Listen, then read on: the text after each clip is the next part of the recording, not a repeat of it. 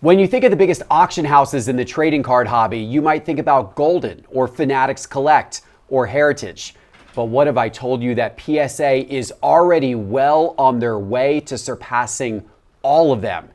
And eBay, the giant in the space, PSA may not be too far away from eventually toppling them as well.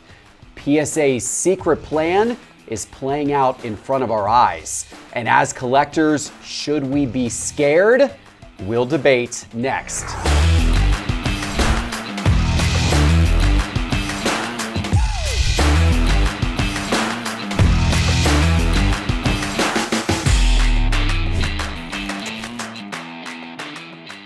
Hello, sports card investors, and welcome to another episode of Cards on the Table. And Teapot and Carter, happy Cards HQ Hoops debut day. You may not even know this. I didn't know that. We created a brand new Whatnot channel called Cards HQ Hoops. That's amazing. Just to do basketball breaks. Tonight, actually right now, we are live with the opening night of the channel. We're giving away all these hobby boxes. Sweet. We're giving away a ton more stuff. Cards HQ Hoops on Whatnot. Go check that out when you're done watching this show. But what we are here to talk about right now, gentlemen, is not that. I want to tell you about something that I think has been this secret plan that PSA's had for some time that they are executing masterfully. Masterfully. It's happening right in front of our eyes, but I don't know that anyone has really added up all of the different elements and realized how big of a deal this is for the sports card hobby and for PSA. And look, I think PSA is a super well-run company. I think they're one of the most advanced, well-managed companies in our space. And when I look at what they're doing from a business move perspective, I think a lot of the stuff I'm going to talk about is brilliant. It's brilliant business moves, but it's big-time business moves with tens and hundreds of millions of dollars a month associated with it. So let me explain what's going on. We have discussed on this show, over the course of the last year, PSA doing different moves to get a little bit more involved in the selling and the marketplace around sports cards, right? So it started about a year ago when PSA formed the partnership with eBay. And now all of a sudden, eBay was connected to the PSA Vault. So if you have cards in the PSA Vault, you can sell them through eBay. Then PSA added it so that once your cards go through grading at PSA, you can put them straight out to an eBay auction. Now they also support fixed price listings. So this was kind of, PSA getting deeper into the commerce of cards with this eBay connection. Then PSA introduced something called PSA Offers, which is where PSA has been partnering with card shops and repackers. We're partnered with them here at Cards HQ, where we can give PSA lists of the types of cards that we would like to buy, price ranges we're willing to pay, and PSA will facilitate making offers to people. Originally, it was people who had those matching cards in their vault. But then last week, PSA announced that now when your cards are going through grading, as soon as they get graded, when you get that grading reveal message, you're also going to be fed instant offers on your cards from any card shop or repacker who has, worked with PSA on that standpoint. So now all of a sudden you get a lot more people exposed to these offers right away. So PSA has it set up, just to be clear, where if you grade your cards through them, you are quite possibly going to get an instant offer as soon as grading's done. If you don't accept that, then you will have the ability to send it off to eBay for sale. Or if you don't accept that, your cards can go to the PSA Vault, where then at any point in the future, you will continue to get instant offers and you can continue to send them off to eBay for sale. So there's a lot of commerce potentially happening there. Then PSA rolls out with their grade to sell promotion, where they are giving you a discount on grading if you agree to sell the cards coming out of grading. They introduced that last month. They have a new grade to sell promotion for September. The terms are a little different, but they've introduced that as well. And of course, now they have their partnership with GameStop on a digital repack, which inevitably is going to lead to a lot more buying by PSA and GameStop, which I'm sure is going to tie into a lot of these things. So I thought about all of these moves that PSA has made, all these individual moves, and I added them together in totality, and I did a little back of napkins math. So last month was the biggest month of sales, online sales in sports card history, and we're going to talk about some of those numbers. eBay did about $300 million in sales last month. All-time high in trading cards overall, all-time high for eBay. PSA graded 1.66 million cards last month. Let's say hypothetically that a third of the people that grade their cards through PSA decide to sell them through one of PSA's mechanisms. PSA offers, the instant auctions on eBay, the connection to the vault with eBay. Let's say a third of the people sell their cards. Now, granted, maybe a third aren't doing it today, but I absolutely think, PSA will get there with all of these offers and everything they're going to start sending people. So that would mean 550,000 cards per month sold by PSA on behalf of collectors. If you assume an average card price sale of $80, which is reasonable to assume for a graded card, that's $44 million a month that PSA would be selling, generating in card sales, $44 million a month. For comparison, in the record-breaking month last month, that is more than Golden, that is more than Heritage, even though they had their record month of trading card sales last month, and that is more than Fanatics Collect. And it's still less than eBay. eBay's up at, $300 million, but with all the promotions PSA is doing, I see this future where PSA gets deeper and deeper and deeper involved in the transactions of cards, and we see that monthly sales volume of cards that are being sold through all of PSA's different mechanisms climbing and climbing and climbing, and maybe someday in the future getting to eBay's actual numbers. Is this a secret plan that the PSA executives have been working on for the last few years to actually secretly become the biggest card seller, the biggest marketplace in the business with hardly anybody noticing? I think it is. And I've not talked directly to the PSA leadership about this.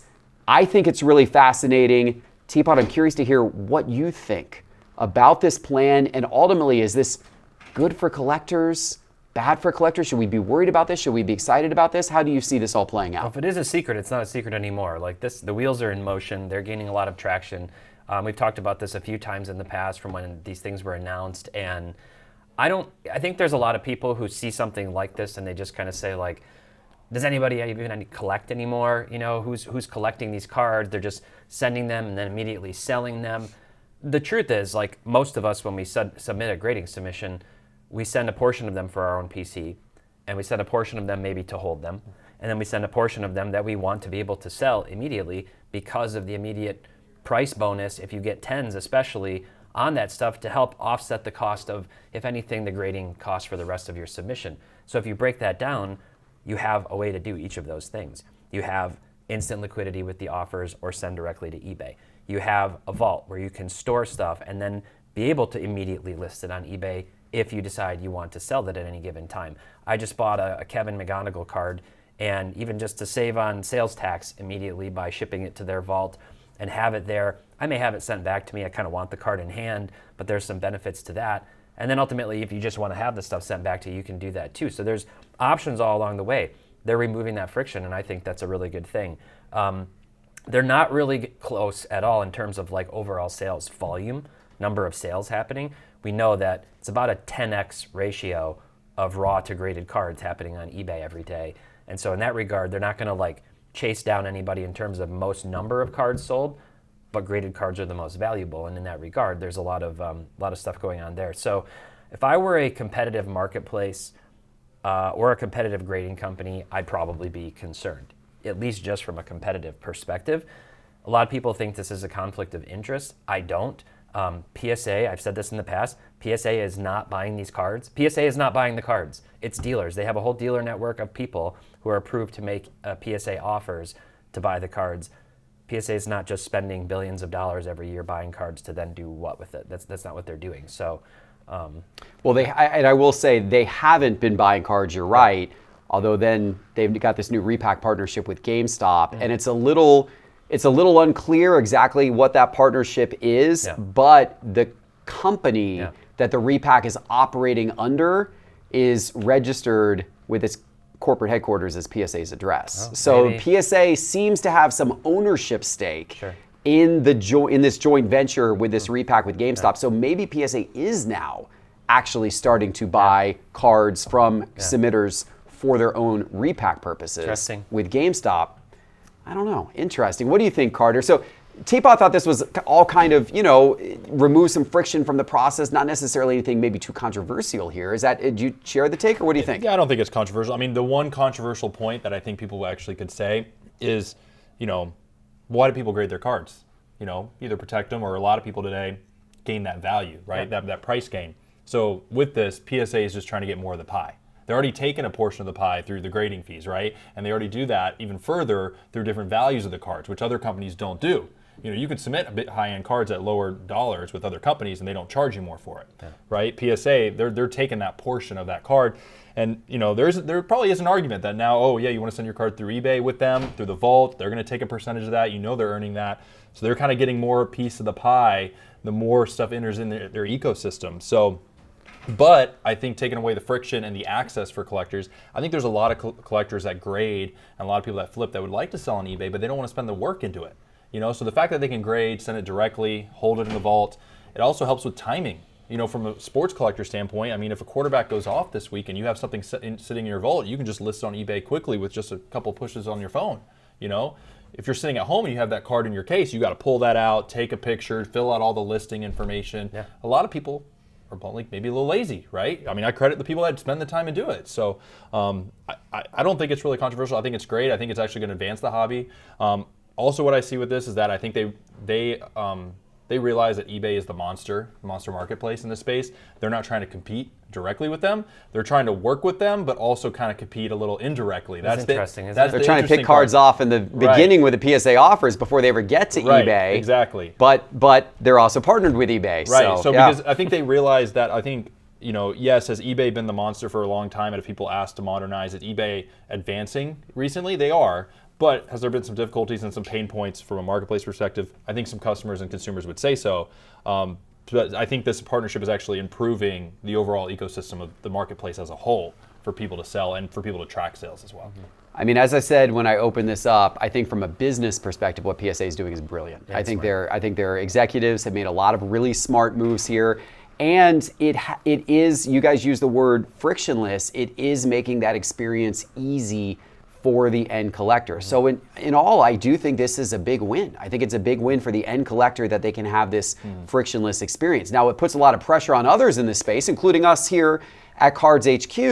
If more and more cards are funneling through, PSA, then we've either got to become a customer of buying cards through PSA, which we are, and that's why we partnered with them on PSA offers, because otherwise we're kind of competing against this frictionless process. So then we got to think about how do we build our own frictionless processes to compete with PSA's frictionless processes. And so it definitely is shaking up this space a little bit, but I think it's shaking up the space overall in a good way for collectors. And so I think it's a positive. I think it's really interesting to see how it's all going to play out and to see where these numbers go over time. PSA is testing those promotional offers of the grade to sell, but right now they've only been doing it with kind of more expensive service levels. If PSA really wants to push this idea of promoting, get the most value out of your cards, get the most bang for your buck, and if they really want to double their grading and sales numbers overnight, I mean, all they would really need to do is offer an aggressive grade to sell promotion around like their bulk tier. Like if they said, hey, guess what, guys? $10 grading or $12 grading if you agree for the card immediately to sell on eBay. If they rolled out with that promotion, I bet they would double their submission volume in the month that they rolled it out, and I bet they would literally be selling millions of cards that month. Probably breaking all-time sales records on their own if they did that. They could do that. Right now, they don't have the employees, I don't think, to do that. They don't have the horses to do that. They got enough of a backlog. But think about a future where PSA decides they're going to try to do that. They could dominate the online marketplace business. They really could. And I don't know. I'm sure all these other marketplaces are thinking about those things as well. It's going to be interesting to see how it plays out. Okay, let's switch gears for a second, guys. Let's open up a couple of Arena Club slab packs. Teapot, which one did you pick today? It's football season. You got to do football, right? I did football as well. Football. Let's see what Teapot got here today. Let's see what Teapot's slab pack is today here. You just got a manga? That's Dude, you just got a manga? That's like a grail. That's got to be a grail, that's right? a big hit. That's a grail. That's a bit. Those are rare. Super Those rare. He just had a great game one. Now, they didn't get the win, but he's a beast, man. Dude, that is Derrick Henry's huge. sick. That's got to be one of the grails. That has to be one of the grails. This is I'll take Emerald it. Football I'll on take Arena that. Club. Okay. Let the comments begin. Wow. Loaded pack. But Good for I'll you, take man. That. That's awesome. Good. Well, look, we rip these every week on the show, and do. people have seen that. Most of the time, you don't get a grail, you don't end up with a crazy card. Yeah. Take it when you can get it. Take it when you Take can. it when you can get it. That's I'll why take it. people rip these. I will take it. Did you rip one, Carter? I did. I ripped a football. All right, let's see what Carter got. Let's see what Carter got with a football. All right. Oh, it's your boy. You want it, Jeff? There you go. Okay, I would say this one you might be the go, opposite Jeff. of Grail. Okay, now we have proven to the anti-Grail. audience that Arena Club has not Better you loaded than their me. slab packs in our favor. They have not loaded their slab packs in our favor. I mean, look, that card would have been hot a year ago, you know, and not quite as hot today, but 2 still, years ago, yeah. still super goal. Okay, I ripped a football as well. What did I get? All right, let's see. Oh, Jaden Hollow. Oh, that's not bad. Okay. Jaden Hollow. If I could describe that card in one word, I would use the word liquid. Liquid. Because that's always an easy one to transact. Very Nice easy. card, great Yeah. player, nice card. Yeah. Hollow too, which is really nice. Okay, Yes. guys, if you want to rip up Arena Club packs on your own, the best way to do it is to download the Arena Club app or go to arenaclub.com and then promo code SCI. Promo code SCI will get you 20% off your first slab pack or purchase at Arena Club. So don't forget promo code SCI. All right, guys, let's jump into our next topic at hand today. So I referenced earlier that August was a record-breaking month for sales in the sports card hobby online, in the online marketplaces. Not only was it record-breaking, it shattered the prior record. Now, ironically, as we talked about on the show a month ago, the prior record was for July. July of 2025 had set the all-time high watermark for online sales, and that had beat the record that was set in June of 2025. And I think May set a record as well. I think we're up to like 4 straight months now of setting the all-time record for the highest month ever of online sales, beating COVID highs. I mean, we are setting those all-time records right now. And for comparison, in July, that all-time record that was set was, I believe, just a hair over 300 million. It was somewhere just a little north of 300 million. August was 420 million. So it smashed it. It smashed the all-time record. Of that 420 million, eBay was around 300 million. Fanatics Collect was 37 million. Heritage was 33 million. Golden was 15 million. And Robert Edwards Auctions was around 13 million. That all combined there to that number. So crazy strength. My question to you guys, will September beat it again? Which I think is unlikely. How long will the record stand? When will we see another August? The next record will be January. Okay. That's the next record. This is seasonality-wise. This is when things taper off a little bit. July and August are always hot, and then September starts to cool down, and October cools down. November's cool. Back half of December, things start to pick up, Christmas season and everything, but January is when, all bets are off. I think it'll be really hot then. Look, sports is a big deal in the United States. That's not news. That's not, a hot take. The sports betting industry last year broke $150 billion with a B in just money exchanged. Gosh. And about $14 billion in revenue for the sports books. So after, what their cut, what the house took. And sports betting is not legal everywhere. Buying and selling sports cards is legal in all 50 states. So I think a lot of people, to that end, we know people have called for regulation on sports. That's a whole separate, sports cards, that's a whole separate topic. I don't know that that'll ever happen. But the bottom line is that sports cards, like betting, for whether you love it or hate it, it's just another way for people to interact with their fandom, whether it's collecting, financially motivated. And every time I'm out here, literally every single day that I talk to anybody in the shop, there's somebody brand new. Like brand new. I just got back into cards. I just got one in trade night. There were a ton of people like that. So it's growing and growing, and I don't think it's going to stop anytime soon. Gosh, that's an intro. You think about the upside of cards. I mean, 400 million sounds like a huge number for month, and that's monthly. That's just monthly for August. But 150 billion? Yeah. It was more than for money sports put betting? into the stock market last year. It's crazy. It shows you the upside. That's crazy. wild. That's crazy. Carter, do you agree? Record safe for now. August will be the high water mark for the year. But I'm with the January. Okay. That's just a line for the last couple of years. It's pretty obvious to me. I mean, if it doesn't hit in January, then it's going to hit in the summer. Yeah. That's the timing for it. No I think you're right. I mean, we look at this data all day long in market movers. You see there's a lot of seasonality in the sports card market. It plays out every year. Like every year, it's the same set of patterns, the same buying patterns, the same time that cards get hot and cards cool off. And there's a little bit of nuance by sport, but there's also the nuance for the overall market. And you are spot on. Like it starts to cool a little bit in the fall, but then it picks back up in late December. January always seems to be one of the hottest months there is. So yeah, I agree. I think the record's safe for now, and what a record it was. But we might be talking about another record come early next year. We'll see what that looks like. All right, let's jump into our next topic, guys. Card show conflicts. This was an interesting one. Late on Friday, Fanatics Fest, an event that I love, they announced that their 2026 show is July 16th through 19th in New York City, 2026. And I heard those dates and I was like, that's weird. I think there's something on my calendar on July 16th through 19th.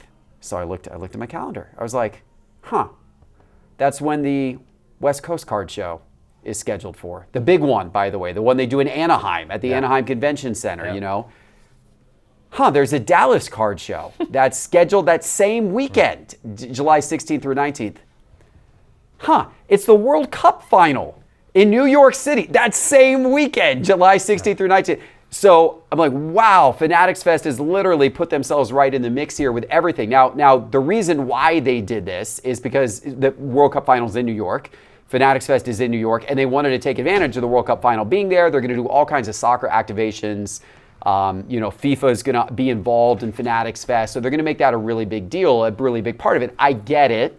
It's a little rough that it's interfering with the other card shows. I have heard that they don't want to interfere with the other card shows in future years. They did it this year because of the World Cup, but it will probably go back to June in future years, so we won't have this conflict. And all of this is 1.5 weeks before the National. Yeah. 1.5 weeks before the National. Teapot, your thoughts when you heard this? How are you going to manage all of this happening at once? And what show are you going to go to out of those? Well, I'm wondering, are you going to try to go to all of them? What are you going to do? That would make some content, wouldn't it? Ryan's throwing it out there that it would be fun to do. You know, he's a weekend warrior. So I imagine people will just go wherever it geographically makes sense. So in some ways, like, I don't know how much conflict there is. I don't know we don't have any data on, for example, how many people went to Fanatics Fest this year in New York from west of the Mississippi, or certainly from the West Coast, right? So I do know a lot of people in California, friends of mine, who have said, I'm not flying all the way to New York to go to Fanatics Fest, and just cost and the time and everything, I'm not going to do it. And they wish there were a Fanatics Fest on the West Coast. So they'll just be relieved that while everybody's out having fun at Fanatics Fest on this side of the country, they've got another really great show to go to. To that end, I think the Dallas Card Show probably stands to be the biggest loser in these, because just geographically, they're central, which is good, but it's also every 2 months. You can go to Dallas Card Show every 2 months. These ones don't happen that often. So if I were the organizers of that particular show, I'd be looking to see if I can actually change my venue booking and like move it back a week so that you're between the 4th and Fanatics Fest and West Coast Card Show. And then the usual circuit of people who just go every weekend to these regional shows will probably still attend. So I think that's probably, I don't know. Do you see the country being split in that way, Carter? What do you think here? No, I love it. I think really this impacts dealers. I don't really think this impacts like the general collectors. I think they're going to choose where they want to go based on geographic. Yeah. I think New York's going to be crazy expensive to get to, but I think it's still going to be an insane show. But I think this also shows a little bit, like what Fanatics Fest really is and how it differs from the National, right? Like, cards are a big part of Fanatics Fest, but they're not like a huge priority. Like, it is a huge sports fan activation, and cards is a big part of it, right? Mm-hmm. But it's not like the National, where the National is cards and memorabilia, right? So really, I think this is kind of a win for the National. I think the National's a little pumped about this. They're like, oh man, like a lot of people are going to be spread out. A lot of people may not make the trip for Fanatics Fest. I think there's been an argument and debate. Do you choose Fanatics Fest or the National? I don't think a lot of collectors can afford to go to both, right? So I think with this and the expense of with New York and with the World Cup final, a lot of people are going to lean towards the National again this year, which Fanatics, I think, they're targeting a wider audience. So I don't think they're looking at that as a competition, but I can see the National looking at that more as a competition, and they see that as a win, I'm sure. Yeah, it's unfortunate they're all so close together. I get why Fanatics did it with the World Cup, and I'm sure it will make for a spectacular Fanatics Fest. You know, I'm still going to go to Fanatics Fest for the content element of it, because it's, you know, there's so much fun stuff that's, I'm sure, going to be going on there. But I don't love it for the hobby. I don't. And it being so close to the National is going to be tough on a lot of people. It's already expensive to get into New York and do the, you know, the show there, and hotels are expensive in New York and everything.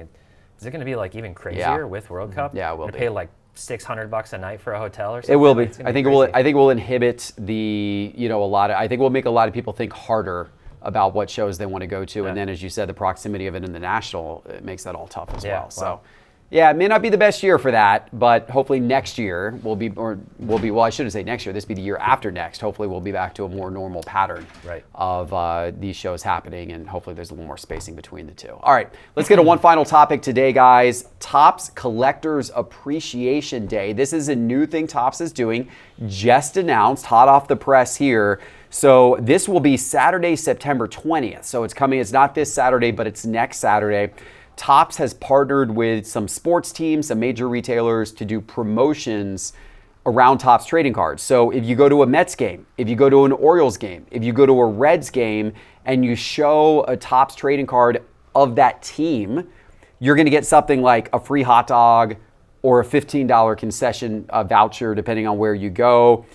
Dick's Sporting Goods will give you a pin, a special collector pin, if you participate with cards with them that day. Same thing with the MLB store in New York City. GameStop has special discounts for collectors that day who bring in an entertainment card from Topps.